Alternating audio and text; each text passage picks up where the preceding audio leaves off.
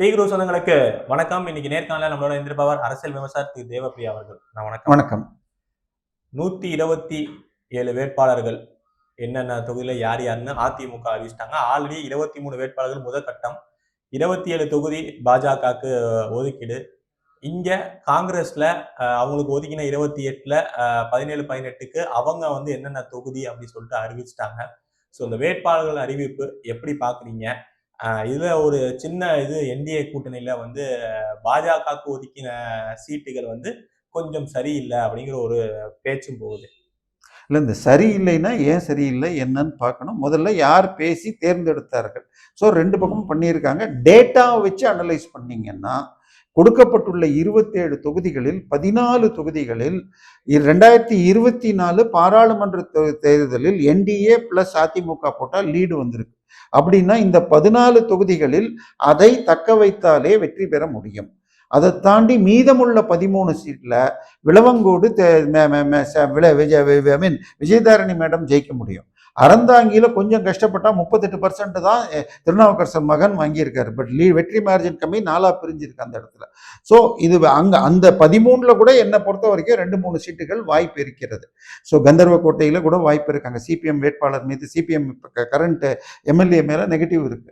So என்னை பொறுத்த வரைக்கும் 15 17 தொகுதிகள் வெற்றி பெறுவதற்கு வாய்ப்பு இருக்கிறது.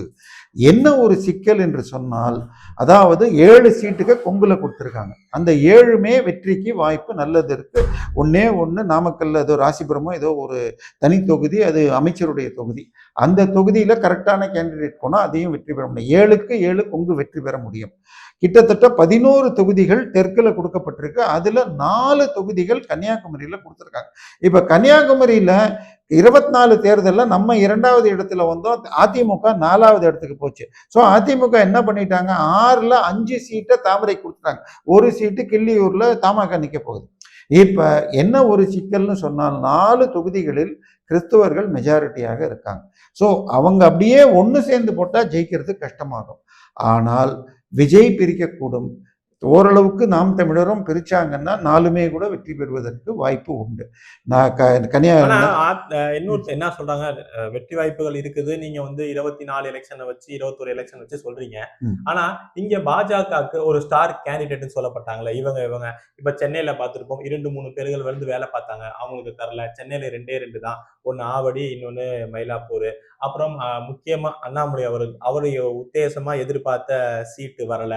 அப்படிங்கிற அந்த ஸ்டார் கேண்டிடேட் யார் எதிர்பார்த்தாங்களோ அவங்களுக்கு இங்க கிடைக்கலங்கிற ஒரு இது இருக்கு சார். பேசி இப்போ கூட்டணி செலக்ட் பண்ண டீம்ல யார் இருந்தாங்கன்னு பார்க்கணும். அவர்கள் வேண்டுமென்றே தவிர்த்தார்களா? நீங்க சொல்ற அந்த கான்ஸ்பிரசி திரையீர் இருந்தால் சென்னையில அதிகமாக கேட்டு வாங்கலங்கிறது உண்மை. சென்னையை பொறுத்த வரைக்கும் தென் சென்னையிலும் மத்திய சென்னையிலும் 2வது இடத்துக்கு அதிமுக பிஜேபி தான் வந்துச்சு. அதிமுக டெபாசிட் கூட தென் சென்னையில் கூட்டணியாக தேமுதிக இருந்தப்ப இழந்திருக்கு. ஸோ சென்னையை பொறுத்த வரைக்கும் வாங்கப்பட்ட சீட்டுகள் மிகவும் தவறு. பட் அது ஏன்னு தெரியல. ஏன்னா போன வாரம் தினமலர் செய்தி, அதிமுகவில் சென்னையில சீட்டே வேண்டாம் என்று எல்லோரும் ஒதுங்குகிறார்கள், கூட்டணிக்கு தள்ளப்படும். நாங்க இப்ப என்ன பண்ணியிருக்காங்க, அமைச்சர்கள் இருக்கிற முக்கியமான சீட்டு, விஜய் நிற்கக்கூடுங்கிற பெரம்பூர் சீட்டு, மா சுப்பிரமணிய சைதாப்பேட்டை சீட்டு, நாசருடைய ஆவடி தொகுதி, இந்த மாதிரி அமைச்சர்கள் தொகுதியை தவிர மீதி எல்லாம் பிரிஞ்சா ஜெயிக்க முடியும்னு எடுத்திருக்காங்களா? சென்னையை முதல்வர் துணை முதல்வர் தொகுதியை எடுத்திருக்காங்களா? இல்ல சார், துணை முதல்வர் நிற்க மாட்டார்னு நினைக்கிறேன். முதல்வர் திருவாரூர் செல்லக்கூடுங்கிறது என்னுடைய பார்வையாக இருக்கிறது. துணை முதல்வர் சீட்டை பொறுத்த வரைக்கும் இன்னொன்னு நம்ம எல்லாரும் பார்க்காத ஒரு விஷயம், 70 லட்சம் ஓட்டுகள் எஸ்ஐஆரில் நீக்கப்பட்டிருக்கு. ஸோ அது அதிகம் இல்லை, எங்க இருக்கட்டும் சார். லீடு 70 லட்சம் டிவைடட் பை 230ன்னு போட்டு 234ன்னு போட்டிங்கன்னா ஒரு தொகுதிக்கு கிட்டத்தட்ட 30,000 ஓட்டு எடுத்திருக்கு. டிஃபரன்ஸ் 10,000 டிஃபரன்ஸ்ல 70 தொகுதி மாறும். ஸோ இதோடைய இம்பேக்ட் என்ன இருக்குன்னு தெரியாது. பட் நீக்கப்பட்ட எல்லா ஓட்டும் 2வது முறை போட்டப்பட்டிருக்குன்னு சொல்ல முடியாது. ஏன்னா செத்து போனவங்க ஓட்டு எல்லா ஓட்டும் போடப்பட்டது இல்லை. 10 பேர் செத்து போன ஓட்டு இருந்ததுன்னா இல்லை 3 பேர் போட்டிருக்கலாம், இல்லை 2 பேர் தான் போட்டிருப்பாங்க, 8 ஓட்டு போட்டிருக்க மாட்டாங்க. ஸோ எஸ்ஐஆருடைய நிலைமை நீங்க எவ்வளோ செக் பண்ணீங்கன்னு தெரியாது. கடைசி 2 நாளில் 5.7 லட்சம் ஓட்டுக்களை திமுக சேர்த்துள்ளது. அதை யாரும் செக் பண்ணாங்களா என்னன்னு தெரியாது. ஏன்னா இன்னைக்கும் எஸ்ஐஆரில் நேற்றைய தினம் கடைசியாக போய் 72 லட்சம் 18 லட்சம் நீக்கப்பட்டிருக்கு இதில் வெஸ்ட் பெங்காலில். பட் அந்த மாதிரி நீங்கள் இங்கே யாரும் போராடியதாக தெரியவில்லை. இப்போ என்னை பொறுத்த வரைக்கும் கொடுத்ததில் 27 சீட்டில் 5 சீட்டுகள் டெல்டாவில் ஒதுக்கப்பட்டிருக்கு. சென்னையில் கொஞ்சம் கம்மி, 1-2 கம்மி, தென் சென்னையில் எடுத்துருக்கணுங்கிறத எடுத்துக்கலாம். டெல்டாவில் கொடுக்கப்பட்ட 5ல் புதுக்கோட்டையிலேயே 3 வருது. புதுக்கோட்டையில் மிகப்பெரிய அளவில் ஒரு மாநாடு நடத்தப்பட்டது. அதை வெற்றி அந்த ஊர்ல இது அடிக்கல் கூட நாட்டுவதில் போராட்டம் இருந்த பொழுது அந்த ராமச்சந்திரன் என்பவர் நின்று நாட்டி அவ்வளவு பெரிய மாநாடு நடத்தி பூத் கமிட்டி மிக அற்புதமாக நடத்தப்பட்டுள்ளது. வேண்டும் என்று நம்மவர்கள் கேட்டார்கள்ங்கிறாங்க. ஸோ புதுக்கோட்டையில முயற்சி செய்தால் ஃபைட் கொடுக்கலாம். கந்தர்வ கோட்டையில் நான் சொல்லிட்டேன் ஏற்கனவே, சிபிஎம் எம்எல்ஏக்கு நெகட்டிவ் நிலைமை இருக்கு. ஸோ அங்கேயும் ஒரு சீட் 5ல் 1 ஈஸியாக ஜெயிக்கலாம். புதுக்கோட்டை முயற்சி செய்தால் வெற்றி பெறலாம். ஸோ என்னை பொறுத்த வரைக்கும் 14 18 வரை பிஜேபிக்கு வாய்ப்பு இருக்கு. இதை பாமகவை பொறுத்தவரை 12 சீட்டு பிரிப்பதை பற்றி சொன்னால் நம்ம வாங்கினது 21, இவங்க சொல்றது என்டிஏ, அவங்க வாங்கினது 23. ஸோ எப்பயுமே எம்பி எலெக்ஷன் சொன்னால் பிஜேபிக்கு அப்பர் ஹேண்டு வரும். ஸோ மோடி ஜெயிக்க வேண்டும் என்று போடுறது ஒரு 3% வரும். இந்த கேண்டிடேட் இல்லை, பிஎம் கேண்டிடேட் இல்லைன்னு சொன்னால் 2014 திமுக 21க்கு போச்சு. அதே 23 தான் இவங்க வாங்கியிருக்காங்க. ஸோ எம்எல்ஏ இங்கே ஒரு 3% குறைச்சி அங்கே 3% சேர்த்திங்கன்னா அவங்க 24, நம்ம 18, 3:4. இன்னும் கொஞ்சம் மாற்றிட்டு 2:3ன்னு பிரிச்சிருந்தால் இது சரியாக இருந்திருக்கும். ஸோ 234 5ஆல் வகுத்து 2:3ன்னு பிரிச்சிருந்தா கரெக்டாக இருக்கும். அப்படி பார்த்தா ஒரு 15 சீட்டு குறையுது. ஆனால் எதுக்கு எடுத்தாலும் டெல்லி கண்ட்ரோல் என்று சொல்லப்பட்டு தோற்கக்கூடிய தொகுதிகளாக வாங்கி போகாம ப்ரொபோர்ஷனேட் பார்த்தா 14-15 சீட்டில் லீடு இருக்கு. அப்படிங்கிறப்ப ஓரளவுக்கு பரவாயில்ல. குறைஞ்சது சென்னையில் டெல்டாவில் அதுவும் நம்ம தான் பிக்கப் பண்ணோம்னா ஒன்றும் பண்ண முடியாது. எங்கே ஒரு சிக்கல்னா கிறிஸ்தவர்கள் ஓட்டை சந்திக்க இபிஎஸ்க்கு தைரியம் இல்லைன்னு தான் தெரியுது. கன்னியாகுமரியை தள்ளி விட்டது. பட் அதை நம்ம வேண்டான்னு சொல்றதுக்கு நம்மகிட்ட காரணம் கிடையாது. கன்னியாகுமரி தான் எங்க கோட்டை என்று சொல்பவர்கள். ஸோ இப்ப தேவை சார் அண்ணாமலை அவர்கள் நிக்க மாட்டேன்னு செய்திகள் சார். அண்ணாமலை நிக்காம இருந்தா அது ஒரு பெரிய பின்னணி இருக்காத சார். அண்ணாமலை நின்றால் அந்த தொகுதிக்குள்ள மாட்டிப்பார்னு அடுத்தது சொல்லுவோம். சரியா? எங்களுக்கு வேணும்னா பேசுவோம். அண்ணாமலை இப்ப ஒரு வாய்ப்பு இன்றைக்கு வரை அவரை ஒரு தொகுதியில அடக்கிறதே ஃபர்ஸ்ட் சரியா? அவர்லாம் ஒரு ஸ்டார் கேண்டிடேட் இல்ல சார். ரெண்டு ஆர்குமெண்ட்னு பண்ணா ரெண்டும் பண்ணலாம். மோடி அவர்கள் காசியில நின்னதுனாலதான் அங்க 50 சீட் அதனால ஜெயிக்க முடிஞ்சுது. அப்பயும் பரோடால நின்று குஜராத்லயும் இருக்கணும்னு சொல்லி அடுத்த முறையில இருந்து அடுத்த 2 முறை பரோடால நிக்கல. சோ அதனால் நின்னால் பலனும் இருக்கலாம். நின்றுதான் சென்னையில நின்று இருக்கணும். என்னை பொறுத்த வரையும் கன்னியாகுமரி கோயம்புத்தூரோட அவர் சென்னையில தான் ஒரு தொகுதியில் இருக்கணும். டி நகரோ அல்லது எளிதான தொகுதிகள்னு சொல்லப்படுறது கொடுத்துருக்கணும். அது இல்லைங்கிறப்ப இன்னொன்னு இன்று வரை உள்ள வரும் கருத்து கணிப்புகள் அடிப்படையில் பார்த்தா என்டிஏ அட்வான்டேஜ் அரௌண்ட் 101 125 +- 10 சீட்டு, அவங்க 90 +- 10 சீட்டுன்னு வருது. ஸோ 130ன்னு சொன்னால் இது ஒரு இது கூட்டணி ஆட்சின்னு வருதுன்னு வச்சுக்கோங்க. அதில் எல்முருகன், நயினார் நாகேந்திரன், வானதி சேரட்டும், அண்ணாமலை அடுத்த பாஜக தலைவராக மத்தியில் எம்பி எல்முருகன் அவர்கள் இப்ப வெற்றி பெற்றார். இப்ப அவினாசி தொகுதி கொடுக்கப்பட்டிருக்கு. அவினாசி தொகுதி கடந்த 25 வருடங்களாக அதிமுக வெற்றி பெறும் தொகுதி. சோ அதுல எல்முருகன் என்றால் வெற்றி உறுதி. அவர் இங்க மாநில அரசியலுக்கு வருகிறார் என்றால் மத்திக்கு அண்ணாமலை சென்று பிஎம்ஓவில் இணையமைச்சர் கிரண் ரிஜிஜு இருந்த பகுதின்னா சிபிஐ அவர் கீழே வரும். ஸோ எல்லா வழக்குகளும் அவர் பார்க்க முடியும். இன்னொன்று கட்சி பதவியாகவும் பொதுச் செயலர் இருந்தாலும் நல்லா இருக்கும். ஸோ அமைச்சர் வருகிறார் எழுந்து நிற்கணுங்கிறத எம்எல்ஏவாக இருந்தால் இன்னொன்று அதிமுக அமைச்சர்கள் அவர் சேர்வது சரியா? அவருடைய ஸ்டேச்சர் இன்னைக்கு இபிஎஸ்ஐ விடையும் ஸ்டாலினை விடையும் அதிகமாக இருக்கிறது. பட் ஒரு நேஷனல் பார்ட்டிங்கிறதுனால அவர் தன்னை குறைத்த தான் வச்சுட்டு இருக்கார். அதனால அண்ணாமலை இதில் போட்டி போடுவதில் எனக்கு பெரிய உடன்பாடு கிடையாது. அவர் போட்டி போடாமல் இருப்பதே சரி. ஈவன் தமிழிசை அக்கா கூட நிக்கிறதுல என்னை பொறுத்த வரைக்கும் ஒரு ஹைகோர்ட் ஜட்ஜி ரிட்டையர் ஆனா சுப்ரீம் கோர்ட்டோ அல்ல ஹைகோர்ட்ல தான் பண்ணலாம். அதுக்கு கீழ் கோர்ட்டுக்கு போகக்கூடாது. கவர்னர் என்பது சீஃப் மினிஸ்டரோட பெரிய போஸ்ட். ஸோ அப்படிப்பட்டவர்கள் என்னை பொறுத்த வரைக்கும் போட்டி போடுவதுங்கிறது தவிர்க்கிறதே நல்லது. பட் அக்கா ஃபைட்டர், அவங்க ஃபைட்டுக்கு வர்றாங்க. என்னை பொறுத்த வரைக்கும் மயிலாப்பூர்ல அந்த ஒரு பிரச்சனை வந்தாலும் அவங்க திருச்செந்தூர்ல நிற்பாங்கன்னு நான் எதிர்பார்க்கிறேன். அது நல்ல சான்சஸ் இருக்கிறது. திருச்செந்தூர்ல அனிதாவிற்கு எதிராக நின்றால் ஏற்கனவே அங்கேயும் அவங்க தூத்துக்குடி எம்பியாக போட்டியிட்டதுனால என்னை பொறுத்த வரைக்கும் திருச்செந்தூர் அவங்களுக்கு அற்புதமான சீட்டாக இருக்கும், நல்ல ஃபைட்டிங் சான்ஸ் வரும்.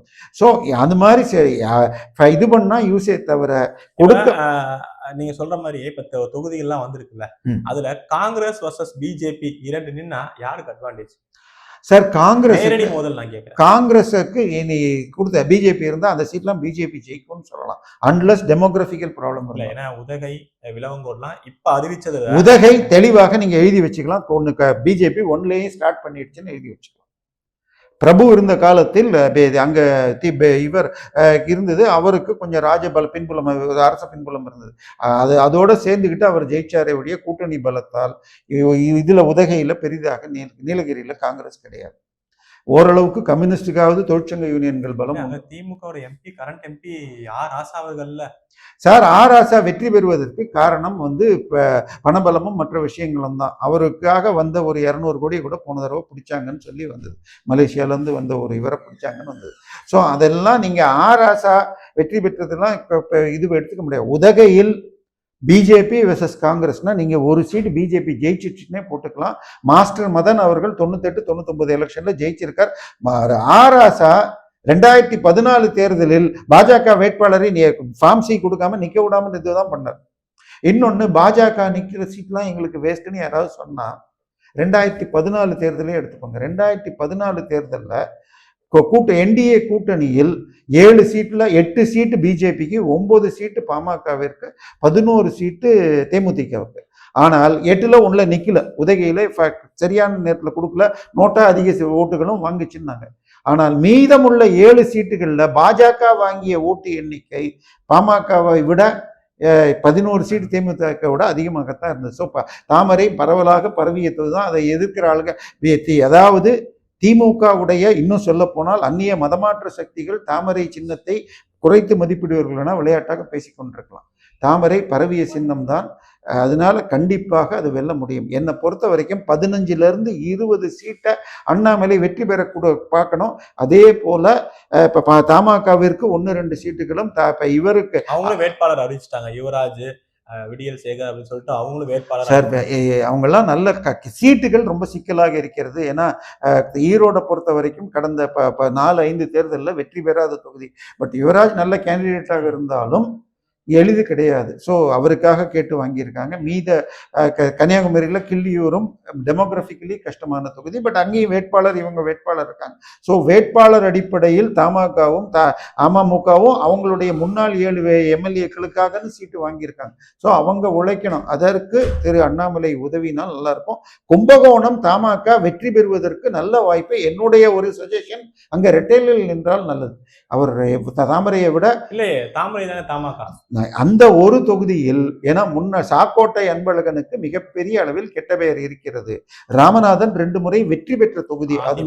அதனால இரட்டையில நின்னா நல்லது. பெரிய 5 தொகுதியில நிக்கிற ஆளு எதுல நின்னாலும் ஒன்றும் பெரிய வித்தியாசம் கிடையாது. 5மே ஜெயிச்சா கூட தொகுதி சிம்பல் நீ காப்பாற்ற முடியாது. ஸோ என்னை பொறுத்த வரைக்கும் இதுல கும்பகோணத்துல ரெட்டையில ஃபைட்டு கொடுத்தால் தமாக வெற்றி பெற முடியும், உறுதியான சீட்டுன்னே சொல்லலாம். கிள்ளியூர்ல திரு விஜய் பிரிச்சார்னா அங்கேயும் ஜெயிக்க வாய்ப்பு. விஜய் 15% மேல கன்னியாகுமரியில ஓட்டு எடுத்தால் 5 சீட்டுமே 6 சீட்டுமே கூட அதிமுக கூட்டணி வெல்ல முடியும். விஜய் 15%. பெரம்பூர்ல நிக்கிறது உறுதி ஆயிடுச்சா? பிரச்சாரத்தை ஆரம்பிச்சிருக்காரு. பட் நேற்றைய தினம் ஒரு செய்தி, அவர் எலெக்ஷன்ல நிக்க போறது இல்லைன்னு வந்தது.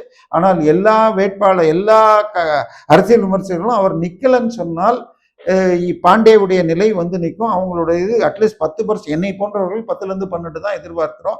பட் 25 வரைக்கும் 30 வரைக்கும் சொல்றவங்கள அவர் நிக்கலன்னா கிட்டத்தட்ட பிரசாந்த் கிஷோர் மாதிரி 5 கீழே போறதுக்கு வாய்ப்பு இருக்கு.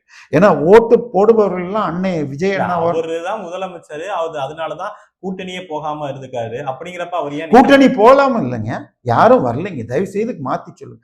எந்த ஒரு கட்சியும் தேடி வரவில்லை. அவர் முதல் விக்கிரவாண்டி பேச்சிலேயே நாங்கள் ஆட்சியிலும் அதிகாரத்திலும் பங்குன்னாரு. இவர் ஜெயிக்க மாட்டார்னு எல்லாரும் புரிஞ்சுட்டாங்க, யாருமே வரல. அதனால ஒரு முஸ்லீம் பாய் தொப்பி போட்டுக்கிட்டு யாரோ ஒருத்தர் வந்தாருனாங்க, அவரும் விலகி போயிட்டார். அதனால யாரும் வரவில்லை என்பதுதான் உண்மை. ராகுல் காந்தி டிசிஷன் எடுக்கலன்னா அவருக்கு கம்பல்ஷன்ஸ் சீனா தானாவை வச்சுக்கிட்டு கொஞ்சம் இவங்க மிரட்டிட்டாங்க. ஏன்னா சீனா தானா ரொம்ப சிறப்பானவர். அவர் நிதியமைச்சரிலிருந்து உள்துறை அமைச்சராக மாற்றப்பட்ட பிறகு காங்கிரஸுடைய நிதியமைச்சர் ரூம்ல மைக்க போட்டு ரெக்கார்ட் பண்ற அளவுக்கு அவர் சிறப்பான செயல்பாடு. ஸோ ஏதோ விதமான பிளாக்மெயில் மூலமாக காங்கிரஸை திமுக தக்க வைத்துக் கொண்டது. அதற்கு ப. சிதம்பரம் உதவி இல்லை. மீதி எந்த கட்சி அவர்கிட்ட பேசினாங்க சொல்லுங்க? விஜயை ஒரு விஜய்கிட்ட பேசுறாங்களோ இல்லையோ, விஜயை வச்சு காங்கிரஸ் அதிக சீட்டு வாங்கினாங்க.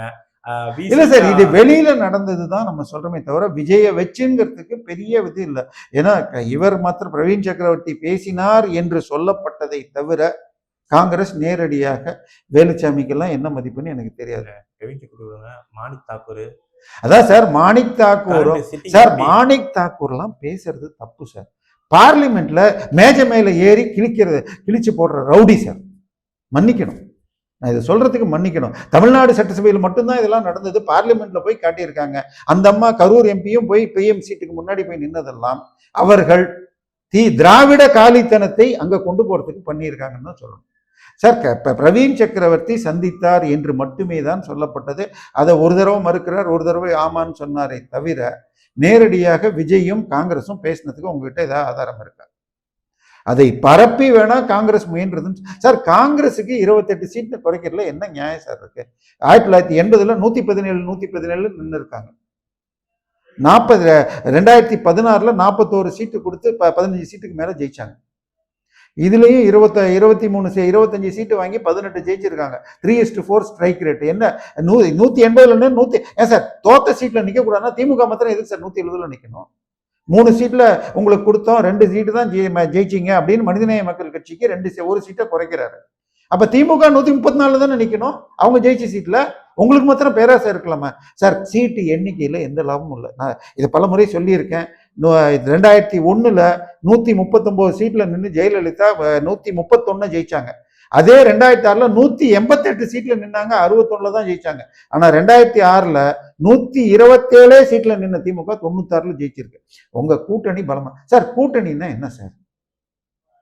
வெற்றி வாய்ப்புக்கு ஒன்னா சேர்றது, வண்டியை தள்ளிட்டு போகணும். ஒன்னா சேர்ந்து வண்டி கட்ட வண்டி கடையாணி கலந்த வண்டியா வச்சுக்கிட்டு இன்னும் உளுத்து போன கட்டையா சேர்க்கறதுல ஏதாவது லாபம் உண்டா?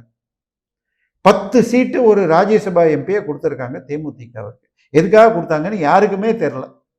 சரியா? தேமுதிக 140 சீட்ல நின்று 2021 தேர்தலில் 0.44% ஓட்டு வாங்கியிருக்காங்க.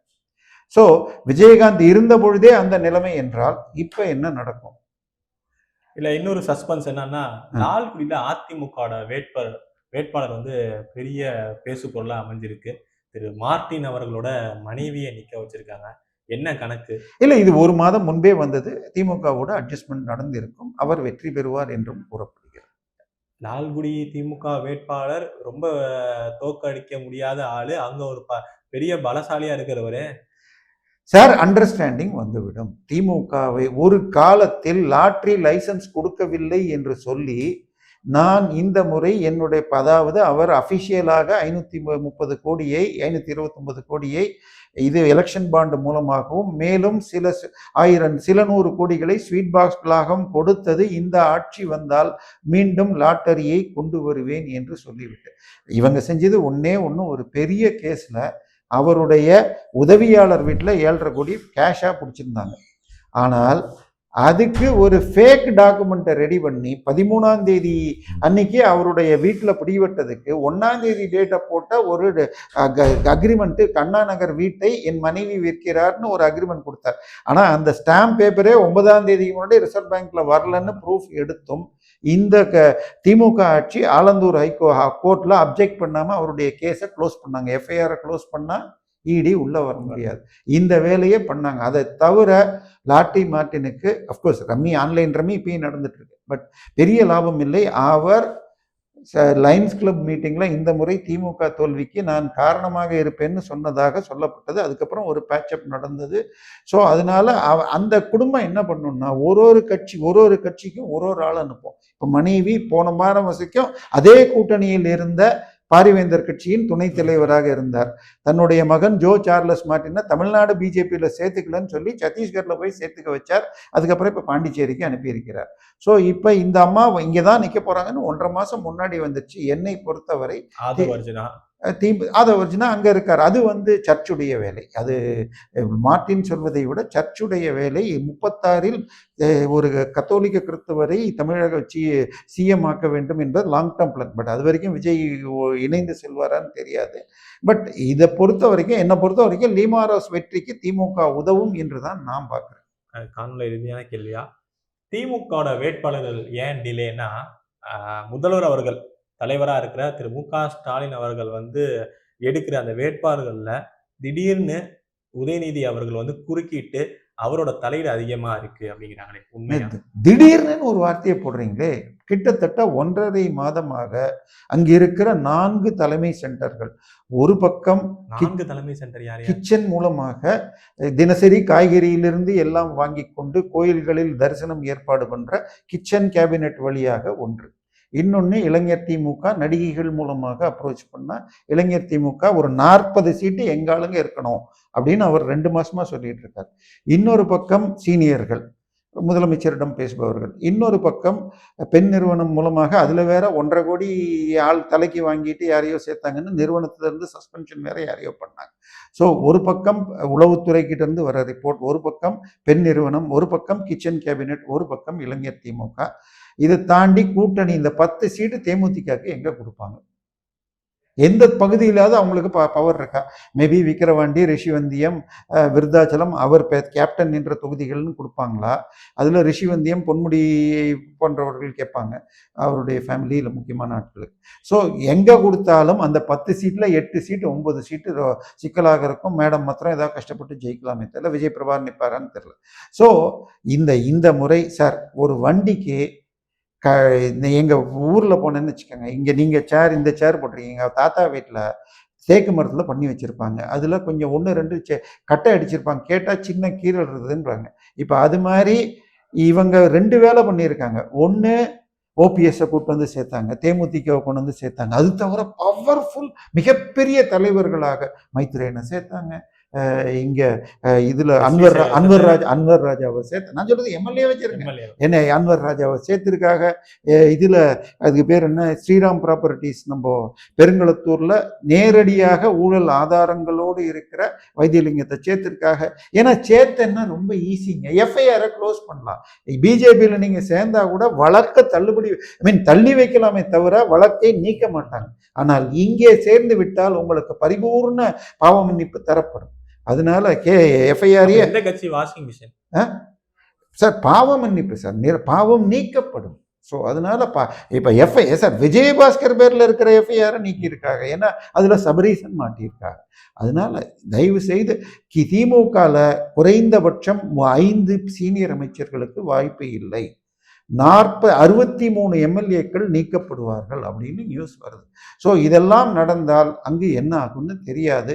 அதை தாண்டி ஒரு வருத்தம் நம்ம சொல்ல மறந்தது, அதிமுக 14 அமைச்சர்கள் இடத்த கூட்டணிக்கு தள்ளியிருக்காங்க. அதுல ஒரு 5-6 வாய்ப்பே இல்லைன்னு சொல்லி பலிதானிகளாக ஆக்கப்படுகிறார்கள்னாவே சொல்லப்படுகிறது. ஆனா கண்டிப்பா எல்லா நேரத்துலையும் அது நடக்கும். ஆனால் இது ராணிப்பேட் காந்தி சீட்டை இவங்களுக்கு கொடுத்துருக்காங்க, அந்த அமமுக. அந்த இடத்துல இலை இருந்திருந்தால் கண்டிப்பாக ஃபைட் இருந்தது.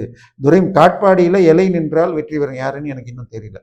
ஸோ இந்த மாதிரி ஃபைட்டை எடுத்து போனோம். ஜெயலலிதா அவர்களும் எம்ஜிஆர் அண்ணா நகரில் கலைஞரை ஓட விட்டுட்டு கடைசியில் கவுண்டிங் நேரத்தில் ஜெயிக்க விட்டார்னு சொல்லுவாங்க. இன்னைக்கு வரைக்கும் கொளத்தூர்ல அவர் வெற்றி பெற்றது செல்லுமா செல்லாதா என்ற கத்தி அவருக்கு இருக்கு. அந்த தீர்ப்பு வந்தால் 6 வருடம் தேர்தலில் கூட ஸ்டாலின் நிற்க முடியாம போகலாம்.